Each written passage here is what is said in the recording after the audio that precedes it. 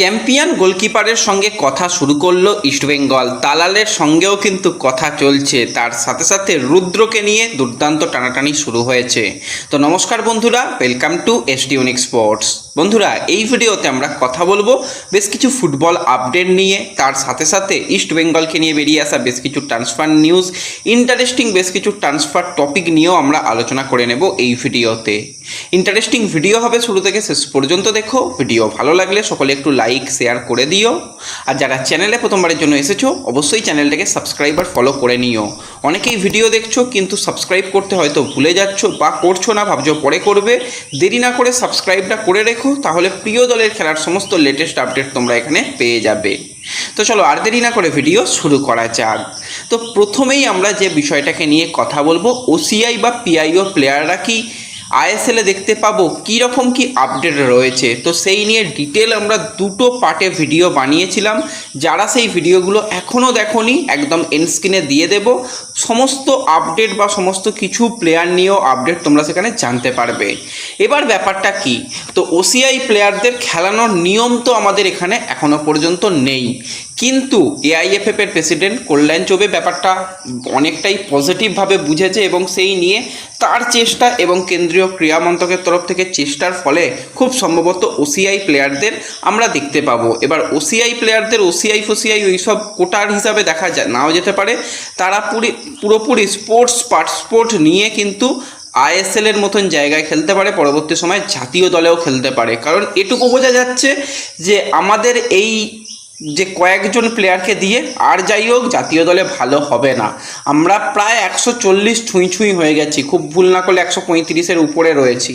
তো এর থেকেও আর কি খারাপ হতে পারে, আমরা যদি এই মুহূর্তে বাংলাদেশ বা যদি এই মুহূর্তে আমরা শ্রীলঙ্কা এদের সঙ্গেও যদি খেলি, তাহলেও ভাই আমাদের বুক ধরফর করবে যে আমরা হেরে যাব, এটুকু ভাবতে হবে।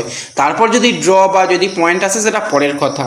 তো সেই জন্যই কিন্তু এই রকম একটা পদক্ষেপ নেওয়া হচ্ছে। যদি সব কিছু খুব তাড়াতাড়ি মেটানো যায়, অলরেডি সেটা কিন্তু চলে গেছে প্রধানমন্ত্রীর দপ্তরে। যদি সব কিছু মিটে যায়, সময় লাগে এগুলোর ক্ষেত্রে, যদি সেই সময়টাকে একটু দ্রুত করা যায়, তাহলে এই বছর আমরা যদি আইএসএলে এইরকম ওসিআই পিআইও প্লেয়ারদের স্পোর্টস পাসপোর্ট নিয়ে যদি খেলতে দেখি, অবাক হওয়ার মতন কিছু নেই। প্রত্যেকটা দলকে সেই রকমভাবেই ইনফর্ম করা হয়েছে যে তোমরা কিন্তু এই জায়গাটাকে মাথায় রেখে দল গঠন করো।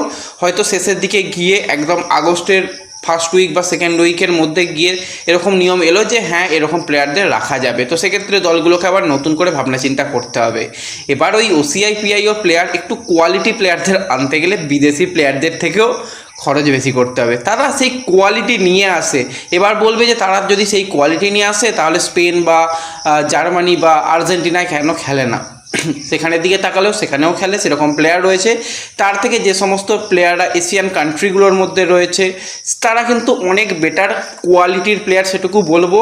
তো সেক্ষেত্রে এলে তো খুবই ভালো হবে, আমরা অপেক্ষা করে থাকবো। এই নিয়ে আরও সামনের দিকে বেশ কিছু রিপোর্ট আসার কথা রয়েছে, সেই নিয়েও আমরা পরপর আপডেট শেয়ার করব। এবং অবশ্যই এন্ড স্ক্রিনের ভিডিওগুলো একটু দেখে নিও, তাহলেই পুরোপুরি ধারণা তোমাদের হয়ে যাবে কীরকম মানের কী কোয়ালিটির প্লেয়াররা আইএসএল বা জাতীয় দলে আসতে পারে।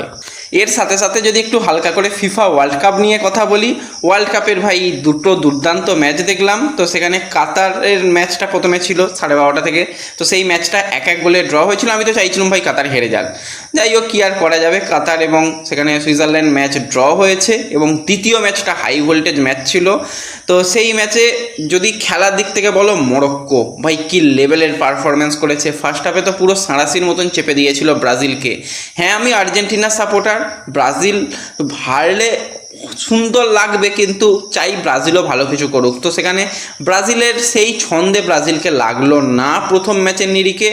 হ্যাঁ, ম্যাচ 1-1 গোলে ড্র হয়েছে। মরক্কো যেভাবে প্রেসার করেছিল ফার্স্ট হাফে, সেখানে যদি 2 থেকে 3টে গোলও তুলে নিতে পারতো, অবাক হওয়ার মতন কিছু থাকতো না। এবং মরক্কোর একটা 18 না 19 বছর বয়সী প্লেয়ার, নামটা মনে পড়ছে না এই মুহূর্তে, কি ভাই খেললো, উফ, মনটা ভরে গেল যে এই সমস্ত প্লেয়াররা এত ভালো খেলছে। তো সেখানে অবশ্যই এই ম্যাচটা 1-1 গোলে ড্র হয়েছে। এবং সকালের দিকে ম্যাচ আমি দেখতে সময় পাইনি, সেখানে কিন্তু স্কটল্যান্ড 1-0 গোলে ম্যাচ জিতেছে।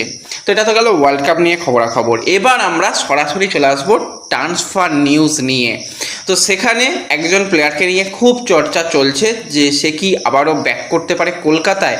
প্লেয়ার আর অন্য কেউ নয়, 28 বছর বয়সী ফ্রান্সের অ্যাটাকিং মিডফিল্ড পজিশনের প্লেয়ার মাধি তালাল, যে প্রথমে এসেছিল আমরা দেখেছিলাম পাঞ্জাব এফসিতে, পরবর্তী সময় ইস্টবেঙ্গল এবং লাস্ট সিজনে কিন্তু জামশেদপুরের হয়ে থাকে আমরা আইএসএলে দেখলাম। এবার দেখো তালাল, যেই তালালকে আমরা পাঞ্জাবে দেখেছিলাম সেই তালালকে আমরা ইস্টবেঙ্গলে সেই লেভেলে পাইনি, কিন্তু ইস্টবেঙ্গলে যতটুকু করেছিল খারাপ বলার জায়গা নেই। চোট আঘাতের জন্যই মূলত তার সিজনটা শেষ হয়ে গিয়েছিল, যদি পুরো সিজনে খেলতো তো খুবই ভালো হতো। তো সেখানে ইস্টবেঙ্গলের হয়ে 17 ম্যাচে 3টে গোল 5টা অ্যাসিস্ট করেছে, কিন্তু পাঞ্জাবের হয়ে 25 ম্যাচে 6টা গোল 12টা অ্যাসিস্ট ছিল। এবং জামশেদপুরেও আহামরি কিছু খেলেছে সেরকমটা নয়, 9 ম্যাচে 2 গোল 2 অ্যাসিস্ট কিন্তু তালাল করেছে। তালাল বর্তমানে কিন্তু একদম ফ্রি প্লেয়ার রয়েছে। এবার তালালকে রাখার ব্যাপারে জামশেদপুর এফসি অলরেডি তাকে 2 বছরের একটা কন্ট্রাক্ট এক্সটেনশনের অফার দিয়েছে, কিন্তু তালালের কাছে আরও বেটার কিছু অফার আসতে পারে বা এসেছে, নেগোসিয়েশন চলছে বলেই তালাল কিন্তু এখনও কোনো জায়গায় সাইন করেনি।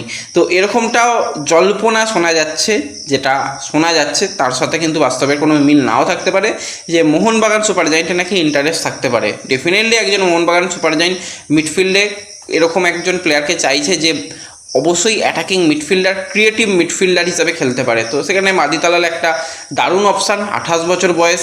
সে আশা করছি এই বছরটা আগের বছরে যেরকম ইনজুরি নিয়ে ভুগেছে এবছর ভুগবে না, সেই সব বাদ রেখে যদি তালাল খেলে তো খুবই ভালো হবে। কিন্তু তালালের কাছে জামশেদপুর এফসির অফার রয়েছে। এছাড়া আরও একটি আইএসএলের দল, তারা কিন্তু তালালের ব্যাপারে ইন্টারেস্ট শো করছে, নামটা এই মুহূর্তে জানা নেই, বলছি না। এবং জনি কাউকো, সেও কিন্তু একজন দুর্দান্ত মানের মিডফিল্ড পজিশনের প্লেয়ার, যারও কিন্তু কন্ট্রাক্ট শেষ হয়ে গেছে মুম্বাই সিটি এফসির সঙ্গে। মুম্বাই সিটি এফসি চাইছে এই ফিনল্যান্ডের সেন্ট্রাল মিডফিল্ডারের সঙ্গে আরও একটা বছর চুক্তি বাড়িয়ে নিতে। এবং জনি কাউকোর ব্যাপারে ইন্টারেস্ট শো করছে আইএসএলের 2টি দল, তার মধ্যে এফসি গোয়া। তারা চাইছে জনি কাউকোর মতন প্লেয়ারকে নিতে, কারণ তাদের দলে সেরকম প্লেয়ারই নেই। জনি কাউকোর মতন একজন প্লেয়ার এলে এশিয়ান লেভেলে এফসি গোয়া ভালো কিছু করতে পারে। তো সেই জন্য জনি কাউকোর সঙ্গে কথাবার্তা এফসি গোয়াও চালাচ্ছে। এবার যদি আমরা কথা বলি একটুখানি রুদ্র বেদির কথা, তো রুদ্রকে নিয়ে তোমাদের গত রাতেই আপডেট শেয়ার করেছিলাম যে ইস্টবেঙ্গলের সঙ্গে অ্যাডভান্স লেভেলে নেগোসিয়েশন চলছে রুদ্রর। কিন্তু রুদ্রর মতন কোয়ালিটি প্লেয়ার এবং কোয়ালিটি ডিফেন্ডার খুবই কম রয়েছে। যেরকমভাবে শিলং লাজংয়ে সে পারফরমেন্স করেছিল, ইস্টবেঙ্গল অবশ্যই কথাবার্তা অনেক দূর পর্যন্ত চালাচ্ছে।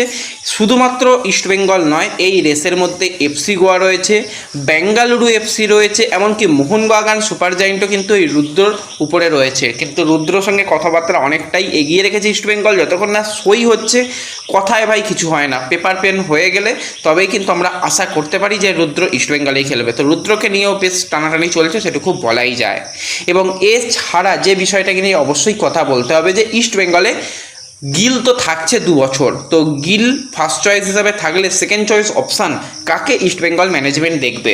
দেখো সেই লিস্টের দিকে তাকালে প্রচুর গোলকিপার এই বছরে কিন্তু ফ্রি রয়েছে, কিন্তু সবাইকে কি ইস্টবেঙ্গল নেবে বা সবাই কেন আসবে সেকেন্ড চয়েস গোলকিপার হিসাবে?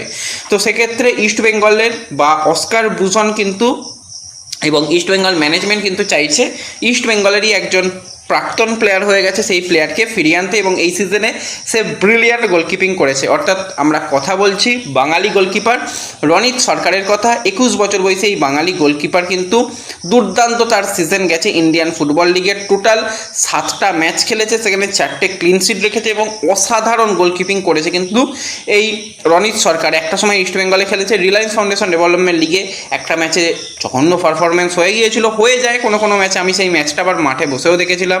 তো সেক্ষেত্রে তখন সেই রনিতকে ভেঙে পড়তে দেখেছিলাম, আবার সেই রনিতকেই কিন্তু ফেরানোর চেষ্টা ম্যানেজমেন্ট করছে। কিন্তু রনিতের কাছে আরও কিছু ক্লাবের প্রস্তাব রয়েছে, তো দেখা যাক রনিত কী সিদ্ধান্ত নেয়। কিন্তু এই জায়গায় অস্কার ব্রুজনের অন্যতম পছন্দ প্লেয়ার এবং captain material plus champion player Amrinder Singh, যে কিন্তু 33 বছর বয়সী একজন পাঞ্জাবি গোলকিপার, সে কিন্তু রয়েছে। তো এই পাঞ্জাবি গোলকিপারের সঙ্গেও কিন্তু কথাবার্তা চলছে।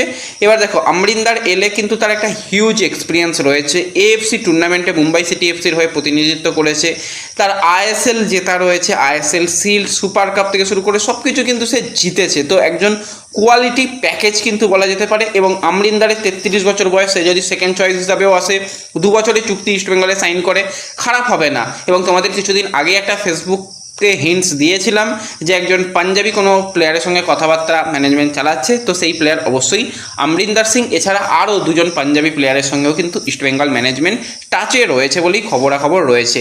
তো অমরিন্দর এলে এটা একটা ভালোই ডিল হবে, সেটুকু বলাই যায়। তো ব্যাস এই ভিডিওতে এই আপডেটগুলোই শেয়ার করার ছিল। ভিডিও ভালো লাগলে লাইক শেয়ার করে দিও। চ্যানেলে যারা প্রথমবারের জন্য এসেছো চ্যানেলটাকে সাবস্ক্রাইব আর ফলো করে নিও। তো দেখা হবে পরবর্তী ভিডিওতে। ধন্যবাদ।